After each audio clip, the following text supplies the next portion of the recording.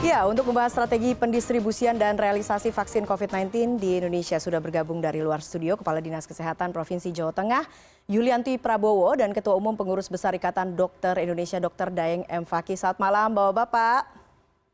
Selamat malam. Saya ke Pak Yulianto dulu. Pak Yulianto, 62.000 lebih dosis vaksin sudah tiba di Jawa Tengah ya Pak ya. Bagaimana data terakhirnya Pak? Ada kesulitan atau enggak? Atau ada kendala atau tidak? Oh enggak, jadi tadi pagi sekitar jam 3 memang kami menerima 62.560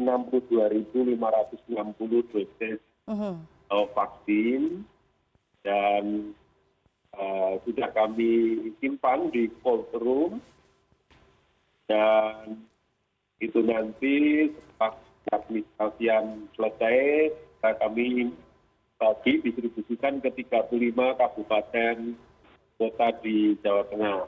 Di sini yang harus diperhatikan betul adalah rantai dingin, ya, karena memang vaksin ini perlu perlakuan khusus menjaga kualitas vaksin itu sendiri. Oke, perlakuan khusus itu maksudnya seperti apa nih, Pak Yulianto? Ya itu tadi harus menjaga rantai dingin, ya. Jadi mulai dari kita menerima, lalu kita distribusikan sampai ke kabupaten kota, lalu kabupaten kota nanti mendistribusikan sampai puskesmas, sampai ke vaskes, sampai ke rumah sakit, sampai ke pos untuk vaksinasi dan sebagainya, itu harus dijamin rantai dinginnya. Jadi itu ini yang kita terima adalah vaksin Sinovac. Itu membutuhkan suhu sampai 8 derajat Celcius. Oke, 2 sampai 8 derajat Celcius dan nanti akan didistribusikan ke 35 kabupaten kota. Nah, ini di 35 dan kabupaten dan kota ini juga siap atau tidak dengan infrastruktur untuk menjaga kualitas vaksin ini, Pak Yulianto? Oh siap. Siap, karena kita ini sebenarnya vaksinasi sudah biasa ya. Kita kan sudah punya program vaksinasi itu sudah rutin kita laksanakan. Jadi rantai dinginnya sudah ada, tenaga vaksinatornya sudah ada, ya. Lalu juga logistik yang lain seperti sharing, lalu safety box, ya. Lalu yang lain-lain ini sudah ada semua. Jadi cuman yang berbeda saat ini adalah vaksinnya. Biasanya kita memakai vaksin program itu untuk bayi dan balita terutama ya. Nah sekarang ini adalah vaksin untuk orang dewasa. Bedanya adalah sasarannya saja sebenarnya. Tetapi bagaimana cara menyuntiknya itu juga hampir sama dengan vaksin yang lain gitu. Oke, artinya infrastrukturnya sebetulnya sama begitu ya. Saya ingin ke Dr. Daeng. Dr. Daeng menyatakan siap untuk menjadi salah satu yang pertama divaksin ya dok ya? Iya. Oke, mendengar penjelasan Pak Yulianto tadi mengenai mekanisme distribusi, kemudian penyimpanan, apa kemudian yang bisa menjadi catatan? Apakah memang sama sekali tidak ada perbedaan dengan vaksinasi-vaksinasi yang biasa dilakukan sebelumnya, ataukah ada hal yang berbeda di sini, dok? Ya, jadi kalau rantai distribusi ya, karena membutuhkan rantai dingin atau cold chain itu, ini alhamdulillah yang pertama ini yang ya, setahu kami itu mirip dengan persyaratan rantai dingin yang itu. Jadi strukturnya terbantu. Kawan-kawan di provinsi, kabupaten sampai puskesmas mungkin sudah terbiasa dan sudah tersedia. Yang berbeda mungkin nanti volumenya, karena ini kan jumlah masyarakat nanti ya setelah nakes itu kan akan menjadi banyak karena targetnya 70% jumlah masyarakat. Tapi kan yang awal-awal ini untuk nakes. Kami dengan infrastruktur yang sudah tersedia, kemudian cara menyuntiknya juga tidak terlalu beda, keterampilannya tidak sulit. Kami sangat berharap dan berkeyakinan ini jalan dengan baik. Kalaupun ada infrastruktur misalnya yang perlu tambah, mungkin saya kira saya dengar wilayah provinsi itu sudah intens koordinasi dengan kementerian terkait di Jakarta. Mudah-mudahan kalau masih ada yang beberapa yang perlu ditambah, dikuatkan, itu segera bisa. Tapi secara umum infrastruktur dan cara pemberian itu mirip dengan imunisasi rutin yang sudah biasa dilakukan oleh teman-teman tenaga kesehatan di lapangan. Oke, biasanya targetnya kepada anak-anak begitu ya. Dok, Anda sempat mengatakan dan bahkan menawarkan diri untuk menjadi salah satu yang pertama yang divaksin apabila pemerintah sudah mulai melakukan program vaksinasi. Sama sekali tidak ada keraguan ya dok terhadap vaksin Sinovac ini. Karena kita tahu masyarakat ini banyak yang juga takut begitu untuk divaksin. Ya, jadi kan begini, yang sudah dilakukan itu prosedur keilmuan, prosedur ilmiah. Jadi kan uji klinis sudah dilakukan. Kemudian pemerintah sudah sampaikan bahwa prosedur ini tidak akan dilangkai uji klinis dan reportnya ditunggu Januari. Setelah report keluar, kemudian Badan POM sebagai otoritas melakukan penilaian. Setelah Badan POM melakukan penilaian, baru berizin dari Badan POM. Kalau prosedur itu dilakukan dengan baik, itu saya kira masyarakat tidak perlu ragu. Persoalannya memang masyarakat masih banyak ragu, sehingga selain penjelasan tentang langkah-langkah yang sudah diambil Badan POM, memang pernah kami sampaikan kalau bisa ada role model atau contoh-contoh dari pimpinan, dari public figure, dari tokoh-tokoh yang mau menjadi role model pertama. Sehingga masyarakat dengan melihat contoh itu kemudian keraguan bisa dikikis keraguannya. Sehingga percaya betul bahwa memang vaksin ini penting bagi kita semua. Oke, kalau saran Anda role modelnya ini siapa misalnya dok? Sebanyak mungkin role model, tokoh masyarakat, public figure, kemudian pimpinan baik pimpinan di tingkat pusat, pimpinan di tingkat daerah itu sebenarnya melakukan agar masyarakat betul percaya, agar berita-berita hoax yang menimpa masyarakat itu terkikis dengan dirinya. Karena masyarakat kita ini kan secara budaya paternalistik. Jadi kalau dikasih contoh, dia akan lebih keen, lebih percaya untuk dan melakukan itu mungkin karena membuat tokoh-tokoh dan public figure-nya lakukan, dia juga ikut ingin melakukan. Oke, bahkan kita sempat dengar Presiden Jokowi akan menjadi salah satu yang pertama kali untuk mengikuti program vaksinasi COVID-19 ini ya. Saya ke Pak Yulianto. Pak Yulianto, kalau di Jawa Tengah sendiri bagaimana kemudian masyarakat Jawa Tengah menanggapi vaksinasi ini? Potretnya seperti apa? Apakah mereka tidak ada keraguan sama sekali atau antusias atau seperti apa Pak Yulianto? Iya, jadi kalau tidak ada keraguan sama sekali, saya kira enggak ya, karena banyak survei yang mengatakan bahwa ada sebagian kecil yang ragu itu ada. Jadi saya kira itu tidak bisa kita pungkiri ya. Namun demikian saya kira tadi dengan contoh-contoh seperti Pak Dr. Daeng tadi sampaikan, utamanya mungkin tokoh agama, ulama, tokoh masyarakat, tokoh organisasi profesi.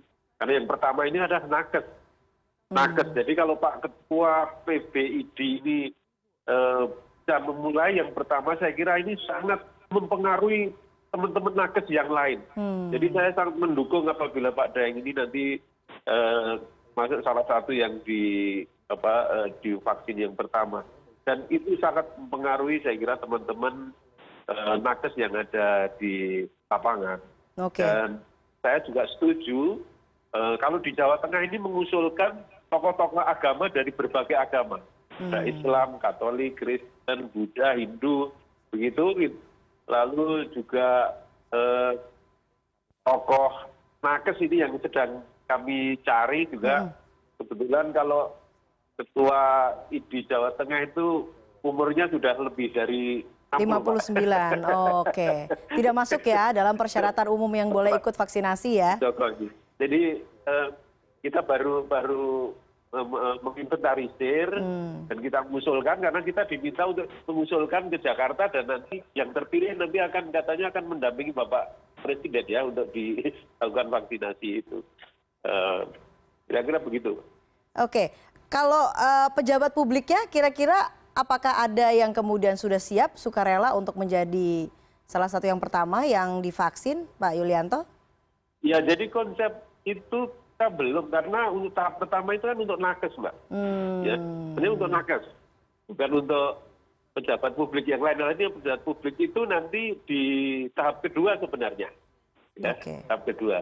Di bulan Maret ya, Pak ya? Kalau ini ada mau public figure ini mau sebagai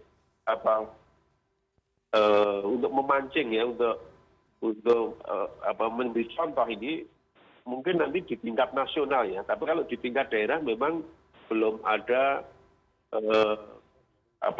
rencana seperti itu karena memang vaksin yang diberikan ini adalah yang pertama ini untuk tenaga kesehatan di daerah. Oke, kalau kemudian bisa dipotret keraguan terhadap vaksin ini bentuknya seperti apa? Keraguan efektivitasnya kah atau seperti apa, Pak Yulianto? Ya, mungkin nanti Pak Dr. Daeng punya survei atau apa ya. Tapi kalau kami memang tidak mempunyai belum melakukan survei itu, gitu saya kira.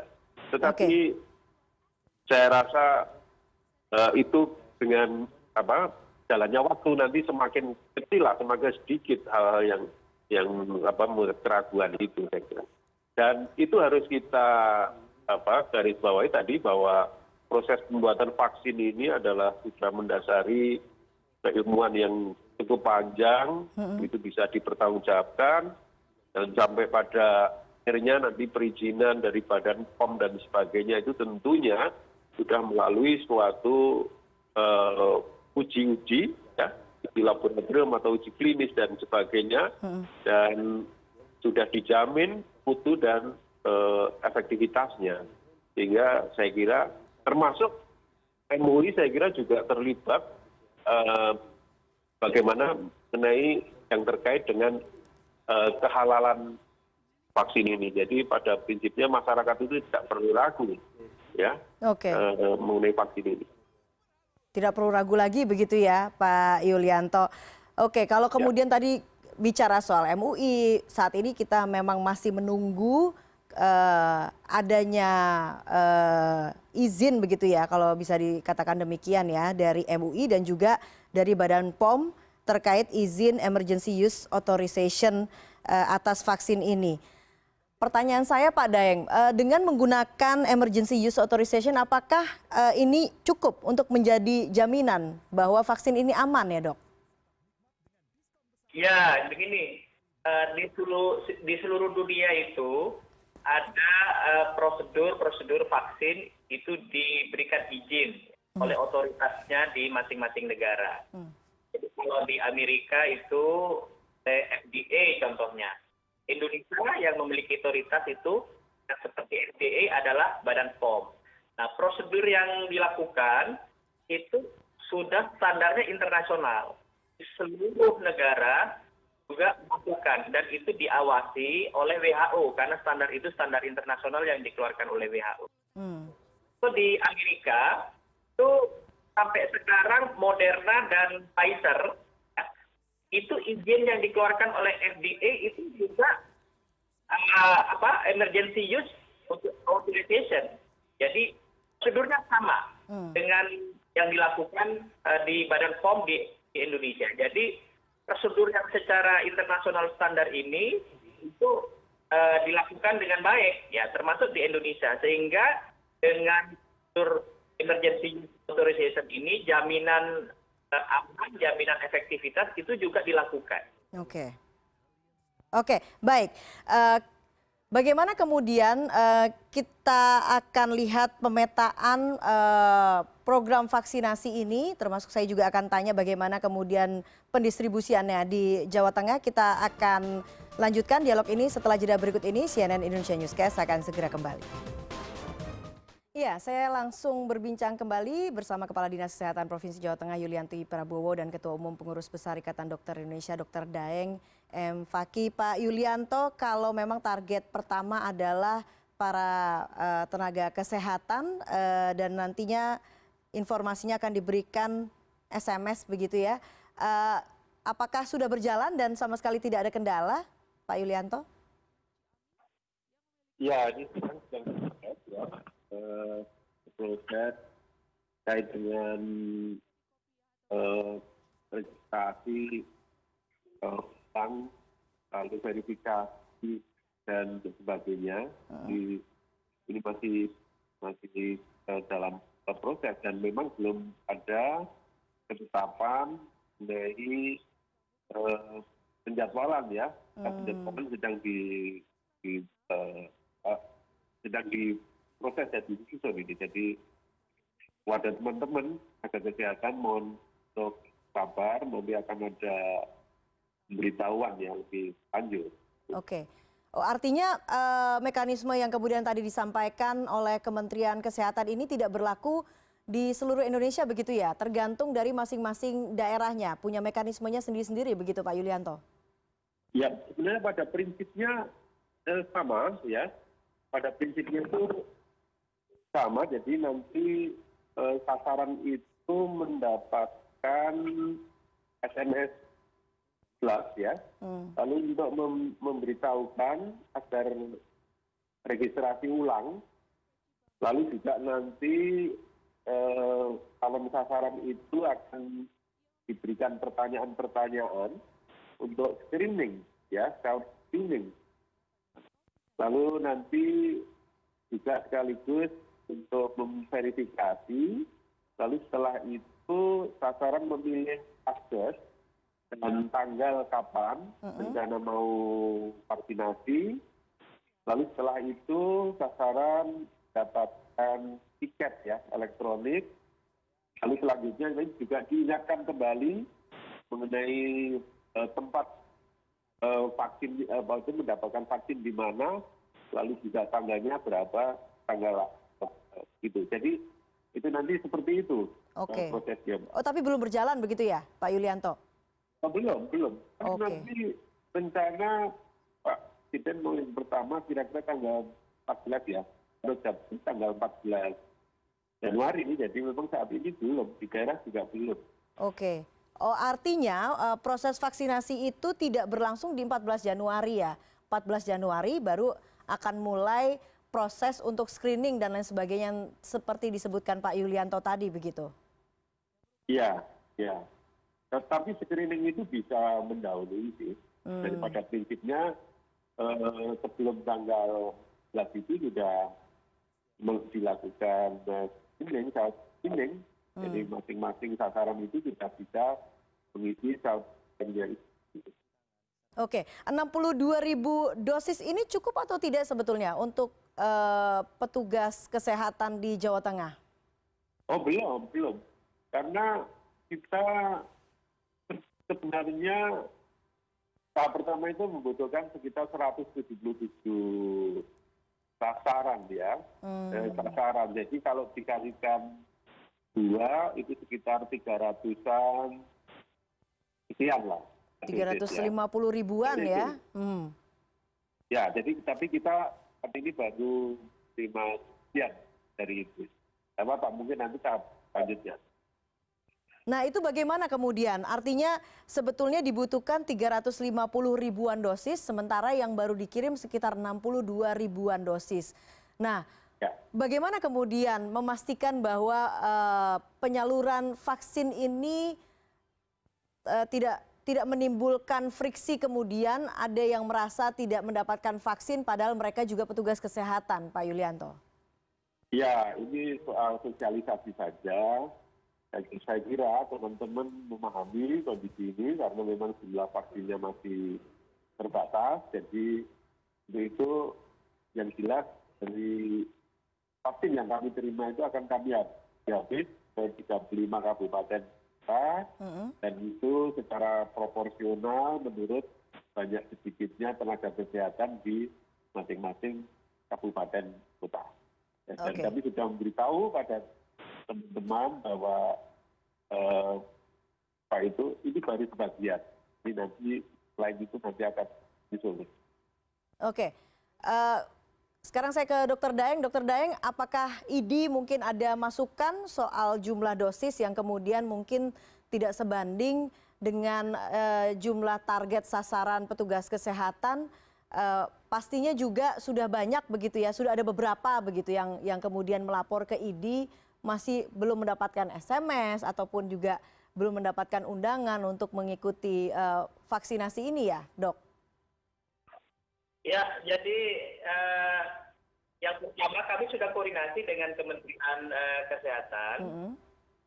Kami akan memang semua kawan-kawan organisasi profesi kesehatan itu akan berkumpul dan akan mendapatkan penjelasan dari Kementerian Kesehatan tentang bagaimana cara pendaftaran, tentang pelaksanaan, sehingga yang mungkin terlambat belum terdaftar itu nanti mungkinkan bisa menyusul. Dengan seperti itu nanti bisa direncanakan lebih lanjut, karena saya yakin apa yang disampaikan ke masing-masing provinsi itu ada tahapan-tahapannya. Tadi Dr. Yulianto sudah sampaikan bahwa tahap pertama itu sekitar berapa tadi, nanti akan ada follow up sesuai dengan pendaftaran berikutnya. Mungkin yang terdata itu masih sekian, jadi ya, untuk pendaftaran berikutnya bisa diupayakan periode pengiriman atau distribusi berikutnya. Kira-kira seperti itu nanti untuk jelasnya. Untuk kawan-kawan tenaga kesehatan, kami sudah koordinasi dengan Kementerian Kesehatan akan ada sesi khusus penjelasan ke petugas kesehatan, sehingga nanti kawan-kawan di provinsi dan dinas kesehatan atau puskesmas terbantu Dr. Yulianto untuk bisa mengetahui jumlah berapa sebenarnya tenaga kesehatan yang harus dilakukan vaksinasi. Oke, sejauh ini sudah ada keluhan atau belum, Dok, yang masuk soal pendistribusian vaksin ini? Kalau kami kawan-kawan hanya bertanya bagaimana kami belum dapat SMS misalnya. Kalau yang dapat SMS bertanya apa nih betul? Nah, kami sudah jelaskan ke kawan-kawan yang bertanya. Kemudian kalau yang tidak dapat dan ingin mendaftar, nah ini yang kami lagi koordinasikan dengan Kementerian Kesehatan. Jadi mekanismenya seperti apa bagi yang belum terdaftar tetapi dia ingin mendaftar. Mudah-mudahan minggu depan penjelasan itu sudah clear bagi kita semua, kami semua. Yang jelas sebelum tanggal 14 Januari begitu ya, Dok, karena merupakan awal dari program vaksinasi ini. Kalau kemudian tadi kita dengarkan jubir COVID-19 dari Kementerian Kesehatan mengatakan bahwa pemerintah akan mengusahakan seluruh masyarakat untuk menerima vaksinasi dan menyebutkan beberapa merek. Apa kemudian yang membedakan merek-merek ini, Dr. Daeng? Ya, sebenarnya paling sulit itu satu. Mereknya dari mana saja, asalnya dari negara mana saja, yang penting secara keilmuan, secara dijamin aman dan efektivitas. Itu yang paling penting itu. Jadi mirip dengan obat ya. Obat itu satu jenis obat untuk tujuan yang sama. Misalnya untuk tujuan menangani infeksi tertentu. Mereknya banyak sekali, asalnya banyak sekali. Itu tidak masalah. Yang penting jaminan aman dan jaminan efektif itu ada. Jadi sumbernya dari mana saja.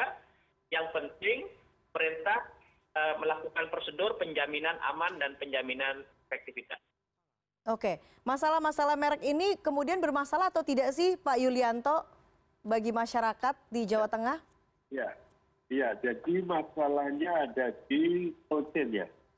Jadi kalau seperti Sinovac, Sinopharm itu perlu suhu antara 2 sampai 8 derajat Celcius. Saya kira itu mudah didapat baik di tingkat provinsi, kabupaten, sampai puskesmas.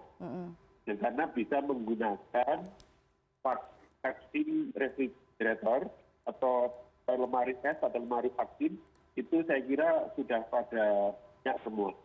Namun demikian, yang merek lain ya, seperti Pfizer, Moderna, dan sebagainya itu membutuhkan suhu minus 70 derajat Celcius. Nah, ini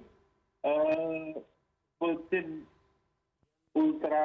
vaksin seperti ini yang belum semua daerah kabupaten kota itu memiliki fasilitas ini.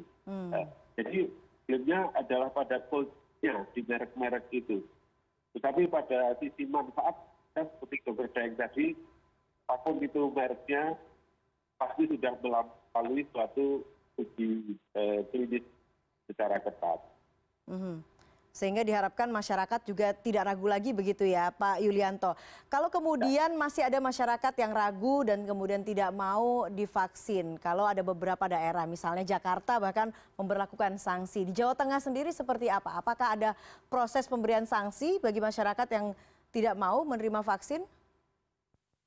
Ya, sebenarnya itu ada undang-undang WAP dan sebagainya ya, yang mana dalam rangka mengatasi masalah kedaruratan kesehatan termasuk wabah ini, pemerintah mempunyai program itu dan masyarakat itu harus mendukung. Ya, lalu kedua juga apabila ada petugas yang melakukan tugasnya dan mendapatkan kesulitan dan halangan, ya, maka pasti ada konsekuensi.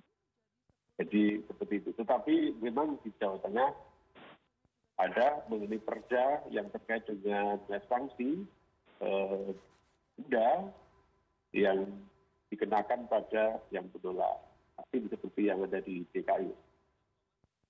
Oke, baik. Terakhir, tujuan vaksinasi ini tentunya kita harapkan bisa efektif dan efisien dan tentunya tidak menimbulkan problematika baru begitu. Pak Yulianto, terakhir dari Anda, apa strategi supaya vaksinasi ini berjalan dengan lancar dan apa yang kemudian Anda ingin sampaikan atau himbau kepada masyarakat Jawa Tengah pada khususnya? Ya, saya menyampaikan bahwa kejadian atau kasus baru COVID ini terus masih menanjak dan meningkat. Begitu juga jumlah kematiannya masih tingkat.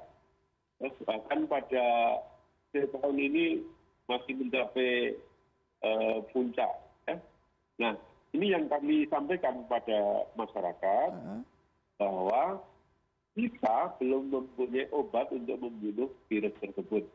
Jadi yang bisa kita lakukan adalah pertama memutus mata rantai penularan dengan melaksanakan 4M gitu, memakai masker, menjaga jarak, mencuci tangan pakai sabun, lalu juga menghindari kerumunan, seperti itu harus tetap dilaksanakan.